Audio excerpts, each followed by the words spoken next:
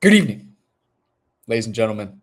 Welcome to Most of the Mavs Postgame Show. I am your co-host, Kane De La Garza, journalism major at the University of Oklahoma with aspirations of being a Dallas Mavericks sports journalist. And to my left is my co-host, Jude Halbert, my guy. How are we doing tonight?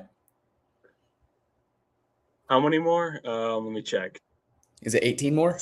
18 more. 18 more. That's 18 really more. the main thing I had to say. This game was rough watch. Yeah. I did not watch the game tonight. It's my first. This is the first game of the season that I did not watch. Pretty good, I guess I have an excuse for it. I was editing for our new series, the Sunday recap. It's gonna be posted every Sunday. So if y'all, lagged behind on the week, you're kind of checked out from the tank going on, just check in with us every Sunday, and we'll, get you caught up on that. But went to Lifetime so I could, edit that, get a lift in, hit the steam room. It was a long weekend, so the steam room was needed. We won't get too much into that though. So I didn't watch the game. So Jude has some questions to ask me if these things happen during the game. Some crazy stuff, because I'm going into this. I don't know what's going on. I have the stat sheet pulled up right now. I can see that it was a 92 to 122 loss. So what do we got? What happened? What happened or what did not happen tonight? Man, a lot of what did not happen. I mean, really, it was really an ugly game. Like both sides. Like Toronto really didn't have a good offensive game at all. We just turned the ball over. I mean, we had 19 turnovers. And in the first half, I think it was like 12. And I would say really it was like at least 11 with like halfway through in the second quarter. Like it was ugly. Cooper playing the point. He looks off. I don't know what it is. He just looks a step slower. I think it's just like he doesn't have his full rhythm or his full confidence in his ankle. I'm hoping that's what it is. I'm hoping it's not he's feeling pain and he's playing through it. I'm hoping it's not that. But I mean, that's really what we all tune in for at this point is Cooper. And when he's kind of off, it kind of just throws everything else off. And like I said, he was playing the point. So, he was being tasked with getting guys shots. And when he's off, it was just an ugly, ugly offensive basketball game. We scored 92 points. I mean, you saw that. Yeah. And really, it was way less than that before we pulled all of our, guys we play in the rotation. It was an ugly basketball game. Nobody made any threes. Story of the season. Nobody makes any threes. Brandon Williams, nice game. I thought he did a lot. Comes off the bench and just gives you a nice scoring punch. Probably Gafford's best scoring game. Not really anything like special, just doing Gafford things that we kind of expect, just rim rolling, finishing at the rim, going up strong and not fading away. That's what we kind of expect. But it was probably his best scoring game in a while. PJ and Najee both kind of quiet games.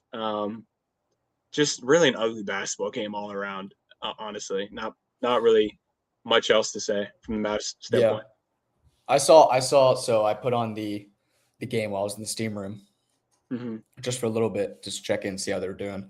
They were losing, but I saw Gafford go up for a putback or a tap in. It came down. Yeah, I know what you're talking about.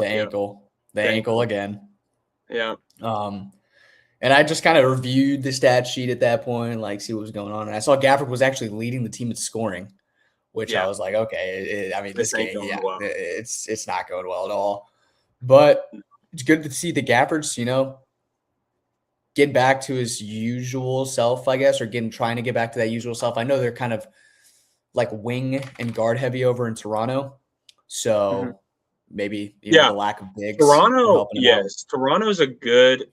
I think they're that team that they're going to beat up on all the bad teams, but then they're probably going to struggle against the better teams just because they don't have a true like go-to score on offense. Like they have a lot of this is a tough matchup for Cooper because Scotty Barnes.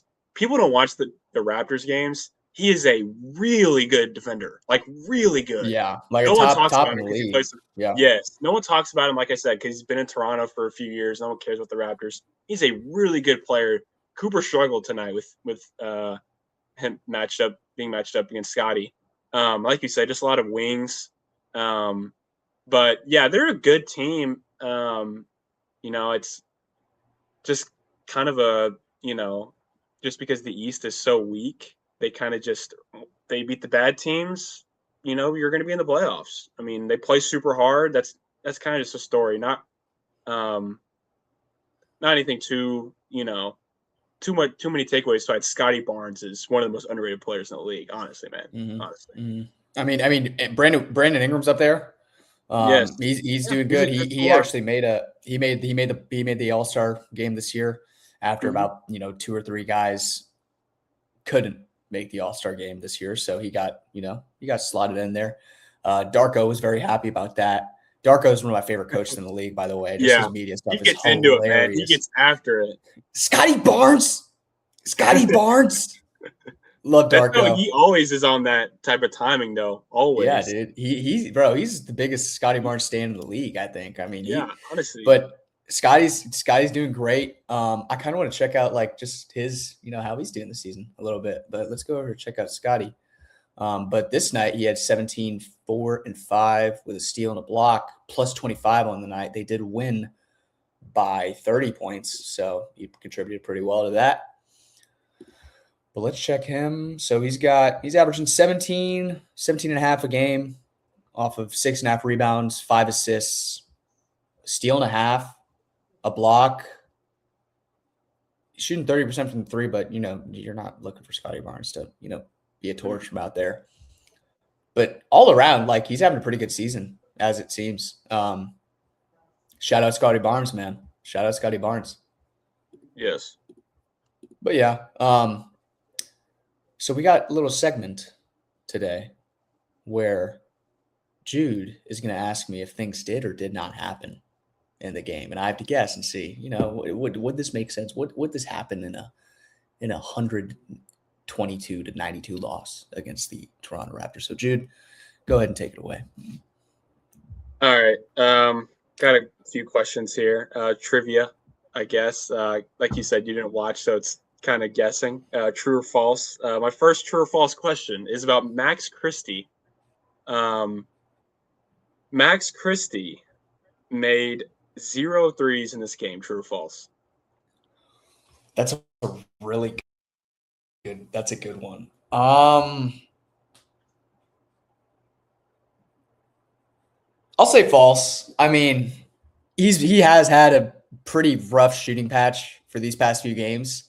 He went 1 for 9 against Orlando, and or I think Orlando, but it's been really rough for Max. Let's hope he at least made one tonight.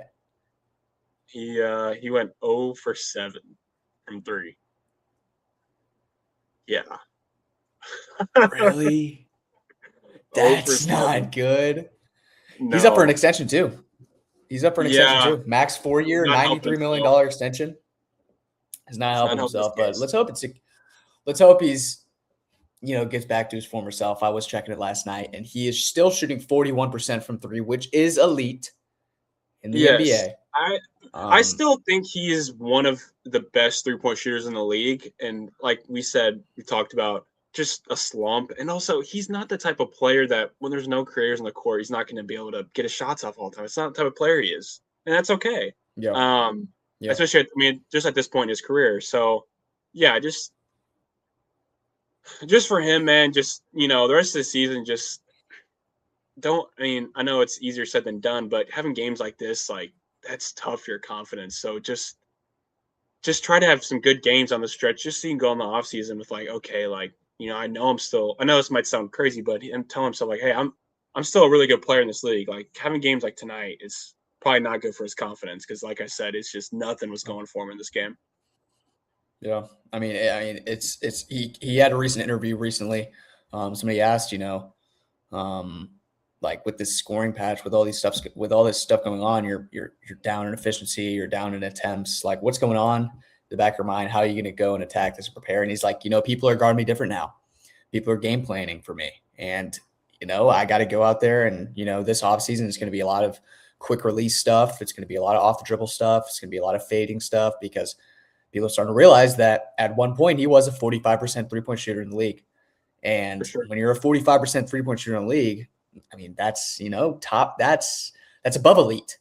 That's above elite. So when you're that tier of a 3-point shooter, people are going to play you differently. You're going to have to shoot differently. So sad to see Max that he went 0 for 7 tonight in the middle of a tough shooting stretch, but hopefully he gets on one for 11 overall.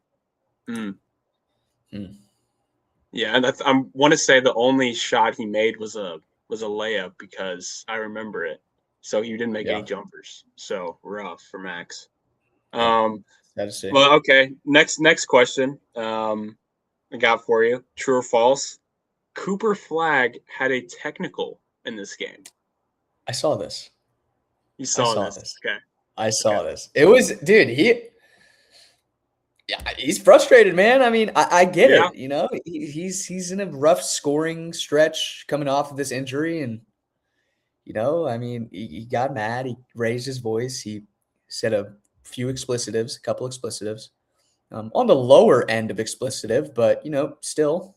I mean, we've heard worse from superstars. We've heard way worse. We've heard way worse from superstars here in Dallas. We don't have to bring up any names, but actually, we'll say it like Michael Finley, number 77.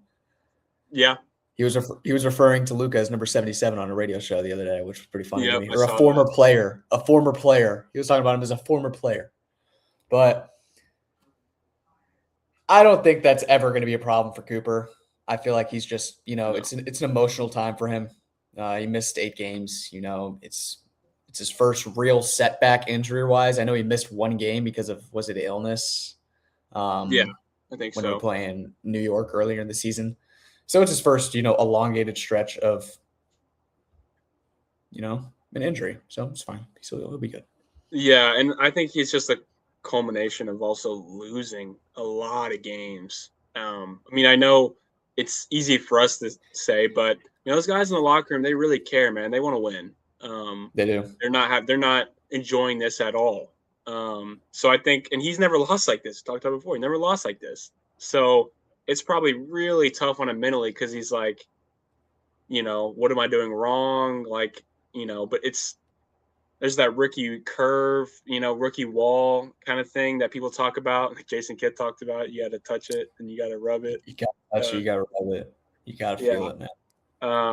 But for Cooper, he was just frustrated tonight because Scotty was in his grill, and he's right.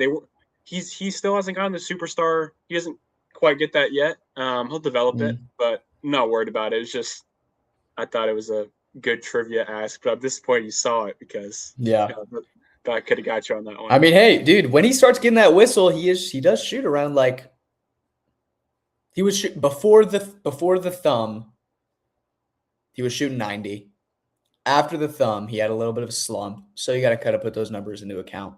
He's shooting, I think, around 80 to like 81 or 82% from the free throw line this season. He's probably realistically 85, 86, 87% free throw shooter right now in his career. Yeah, he's a good free throw shooter.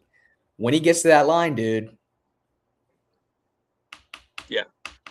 you could expect, kid might start scoring 30 points a game. You don't know. Hey, that's how it happens. His scoring bump is going to be, we'll see what it is next season. Again, just tough. The rookie of the year is, I don't want to say it's over, but it's not looking great. It's not looking great. That hurts to say out loud. The thing with me with the rookie of the year, though, so Khan is having a historic scoring season as a rookie. Shooting season. Shooting season. He's a really good scorer. He's an insanely efficient scorer, too. Ridiculously efficient. He's about to be he might be a 50, 40, 90 player in his rookie season in the NBA. That's a potential, and that's ridiculous. It's unheard of. But his role is to score the basketball. That's about it, too. He comes off pin downs. He comes off elevators. He comes off stuff to get him open to shoot the basketball. But Cooper Flag facilitates, scores, rebounds, off ball, on ball defense, help defense. His responsibility is the entire court. Offense. He is the engine of the team. He is the engine of the team on both sides. And I think when you take on that load of responsibility and then you compare it to somebody who has a smaller load of responsibility and their numbers are at least comparable in that sense, and then you got to factor in, Khan's had a historic rookie season, shooting-wise. But Cooper's been the youngest to do everything. I still think it's a 50-50. And, it just depends how the rest of these games go, how much Cooper's playing, what he's doing, if he can, produce. We've seen a co. It seems like a co year. And we've seen a few co. Okay with that. We've seen a few co rookie of the years in the NBA history. And I really do think that it could turn out being that way, just because also the storyline and the narrative, and ESPN would love it. The NBA would love it. It would just be great for everybody. But yeah, that's what I think about Coops rookie of the year. Yeah, just unfortunate. I think just because the Hornets are getting so much buzz right now, just because they've been super hot. Pun intended? Yeah, no pun intended. But obviously, everything you said is true. The scoring load for Cooper is way different. Doesn't take anything away from Khan. It's just entirely different situations. Hornets are a good basketball team. Let's just be honest about it. But yeah, so unfortunate for Coop, but we all understand. He'll be just fine. He'll be okay. He'll be good. Okay, so last one I got for you.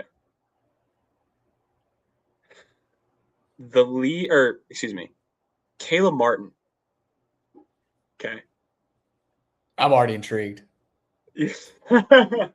Caleb Martin. Did he score tonight? Shit. Probably scored what, 25? It sounds like we're leading to that. Yeah.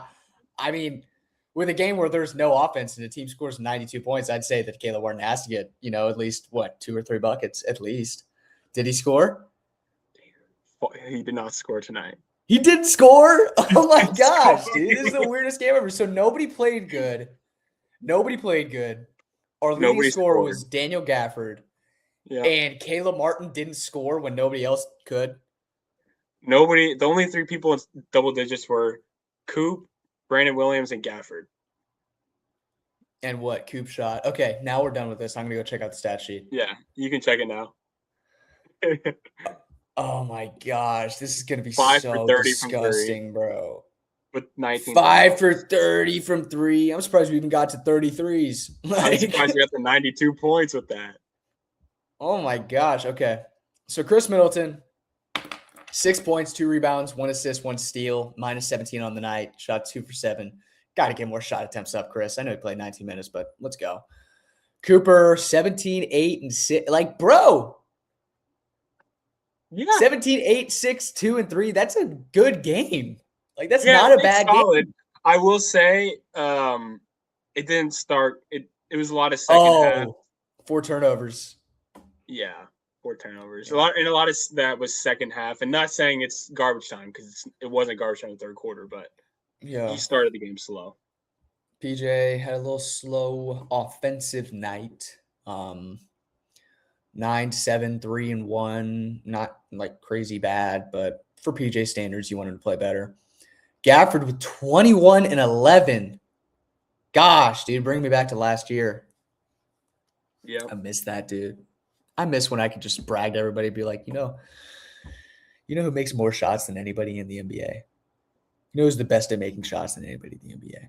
Daniel Gafford. The only person better is Wilt. The only person better is Wilt. I miss when I used to be able to say that, but yep. Daniel Gafford went off. Max Christie with 2, 3, and 1, played 26 minutes, -22, 2 turnovers, 1 for 11, 1, 0 for 7. 9.1 true shooting percentage. Oh, he didn't even get to the line either. Nope. That's tough. Najee with 8, 0, and 1, 0 blocks. I mean, he came off the bench, probably had a slow night. He's still probably recovering from that hand. Brandon Williams, yeah, 16, 1, 2 blocks from B. Will. 2 Yeah. blocks. Caleb Martin didn't score, played 15 minutes, 5 rebounds.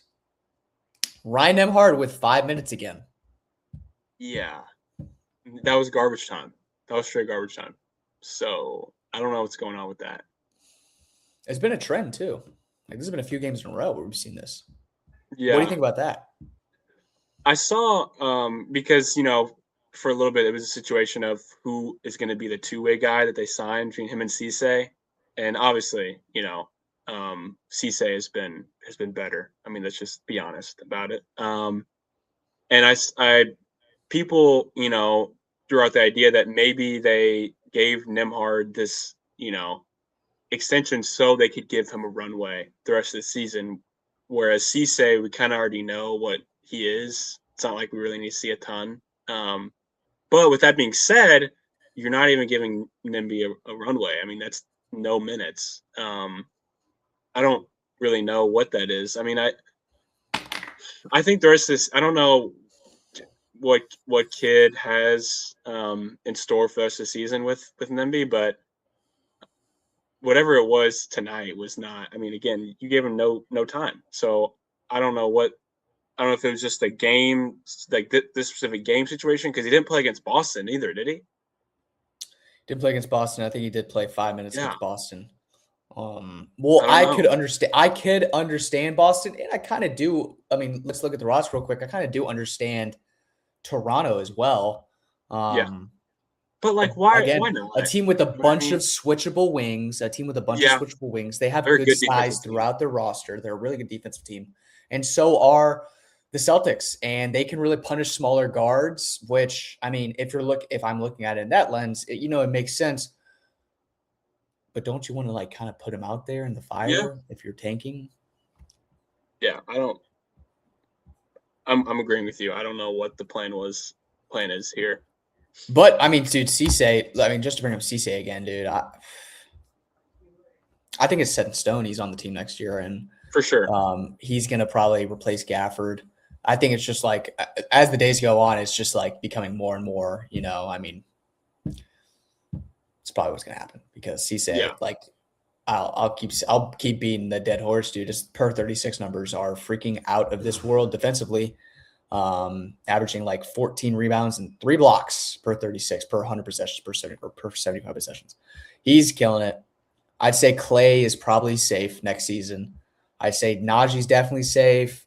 The question too right now is like Brandon Williams or Ryan going into next season. Which one are you going to hold on to? But if you're going to get a guard, and then there's been a little bit of buzz around PJ, potential trade just because of the fit with Cooper. I really don't think that's going to happen. Get the Max Christie extension done this offseason. That's a question that you could explore. Or if you want him to further prove what he can do on a smaller scale contract, then go ahead and do that. Chris Middleton, it's all about what he wants to do. Yeah. That's literally what's going to be the end of it. It's literally going to be all what he wants to do. He's not restricted or anything. Thankfully, though, I understand the kind of like why Cisse hasn't been converted because we're going to keep him at a two-way contract, keep him as a restricted free agent. If anybody's going to go grab him, nobody's going to really pay top dollar for him. So if anybody tries to go grab him, it's going to be pretty cheap. And then if nobody does, you can get him on that RFA, restricted free agent. I think that's definitely the plan. I really don't see too many changes that they potentially might make to the roster if maybe they want to dilute some players down to just add some more depth, but they already do have a lot of depth. So, I mean, I don't know. I'm still looking at this bench, and then it's like I just see Kyrie Irving and Derek Lively sitting down here, and then Musa Cisse sitting down here, and I look up and I'm like, okay, there's probably 1, 2, 3, 4, maybe five guys on the bench that are guaranteed rotational guys next season and that will put up numbers for you and that have proven to put up numbers for you. So if you're running into next season with a rotation that is 12 deep, how much do you really need to change? But yeah, Chris Middleton's probably gone. Daniel Gafford's probably gone. So they're going to make a few changes when it comes to that. Do you have any hot takes for this offseason based on recent performances from Dallas? I don't know if I have any specific hot takes, but I guess I'm going to just stand on, what I've been saying. There does need to be at least a philosophy change with this team. Like, we understand the players. We have good players on this team, but we look at the stat sheet. It's the same song and dance every game. 5 for 30 from 3. You know what I mean? Like, you're never going to beat good basketball, beat any teams in this league shooting like that. And we have a lot of players that are good players, but not really shooters. Like, watch the Celtics game on Friday night. And I mean, that team is just, I'm again not comparing because the Shocking, Celtics bro. they're out of they're in their own conversation for shooting threes. Yeah, you're right. But I'm just saying, like, But from a no, team still, it makes like, sense. you got to try to. Why would you not try to build your team kind of similar to what they have? Just get as much shooting as possible. So I guess I'll just stand on what I've been saying. I think there could be a lot of changes this summer that we don't expect, just because you have to get more shooting. I think the changes, the philosophy depends on what happens in the draft. Because they do have a 32% chance to get in the top 4. If you get in the top 4, Pelicans won tonight. Is that another tied. win? So we're tied. Okay, let's go check the win column. Let's go check tank. We'll do it real quick, and I'll get back to what I'm thinking. All right, simmed lottery. Number 1 pick, the Washington Wizards. Okay. The Washington Wizards get the number 1 pick, and they're going to pair. Okay. They're definitely going to pair Darren Peterson next to Trae Young, Alex Sarr, Keyshawn George, and Anthony Davis, which is a freaking. Nasty. Just think about the turnaround from the first game of the season from the Wizards this season. This is the most excited the Wizards would ever been in the history of Oh my gosh, dude! Add Darren Peterson to their team. The Wizards fans deserve it. Honestly, they deserve it. Mavericks stay at 7, so they stay at 7. They stay at 7 over there. In this scenario, you're gonna get A-Cuff. Mate, just looking at it, there's a few guard heavy. Actually, all these teams in front of us are guard heavy. So, you could see Michael.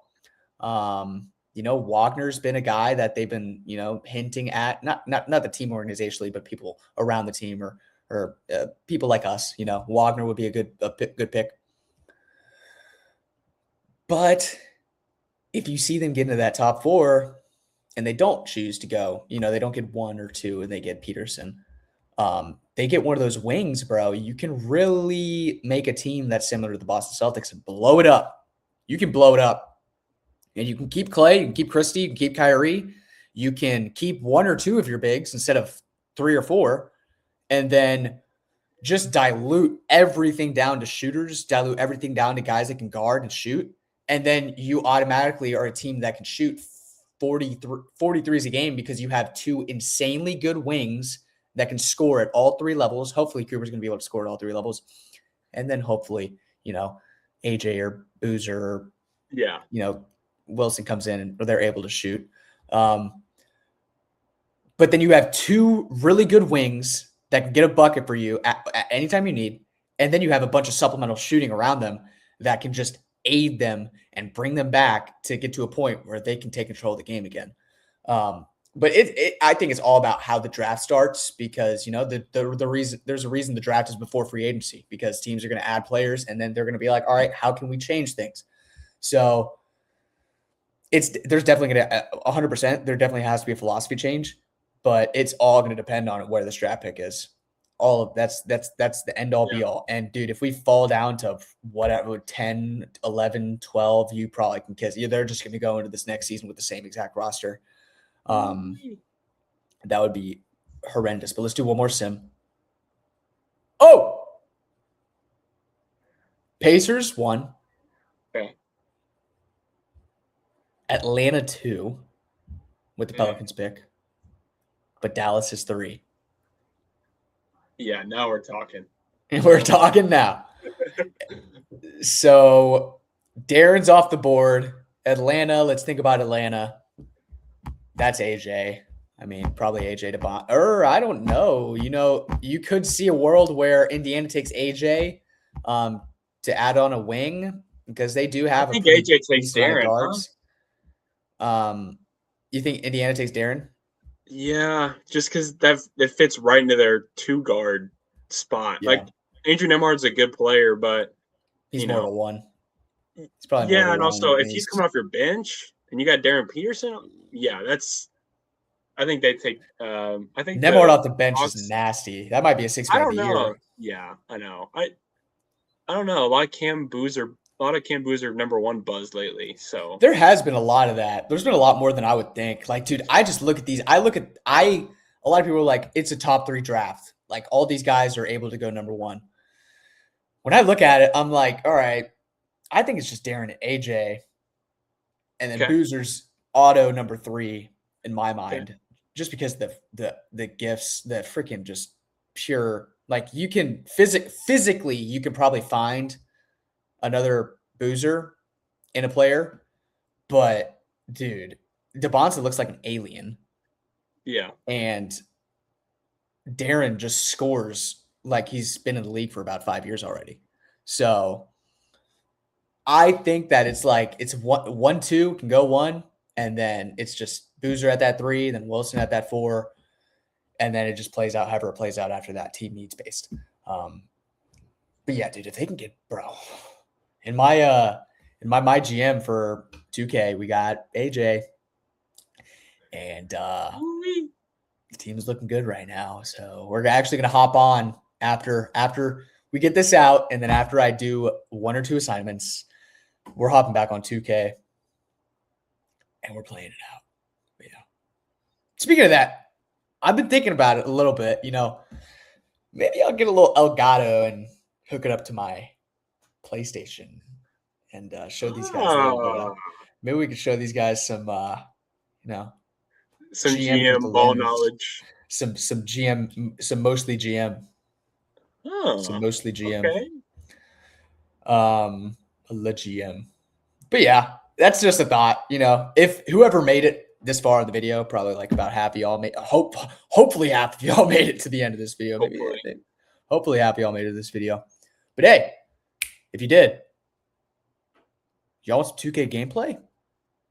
Comment down below. Yeah, we could probably leave it off at that point. Do you have anything you want to say or any additional things or stuff that we can 18. 18 more? 18 more. All right. Well, this has been the Most Mavs postgame show with Kane De La Garza and Jude Halpert. The guys, the new postgame prodigies, the real postgame prodigies, because we're coming up. Prodigies, Yep. we're prospects, man. We're trying to go up in the world, man. So We're in hey, the G League. we're in the G League. We're trying to get some games under our belt. So hopefully somebody calls us up, man. We do, man. We're gonna create some havoc. We are. Unlike, bro. Okay, I need to talk about this crap for a second. Okay. John, how do you say his name? Polakidis? Oh, okay. 2-way. Bro, he shoots 8 threes a game in the G League, shoots 45%, and the first game that he gets in for like 15 minutes, he shoots 1 3. Jason Kidd, are you serious? You're joking? What are we doing? All right. That's hard to defend that one. Makes no sense to me. But we'll leave it at that. All right. Thanks for watching the Most of That Post Game Show. It's been your boy, Kane De La Garza, Jude Halpert. Bring you post game shows. Maybe we'll bring in some, maybe start working in some, other pods throughout the week. We've got a new series called the Weekly Recap on Sundays. Make sure you tune in on that. If you have been out of the loop from the Mavericks for the past week, make sure you tune into that. One recently posted today, actually. So go check that out. Go follow the X, Instagram, Twitter, Threads, and Facebook. If you're old, go do that. And 18 more. 18 more. I'll catch you later. Good night.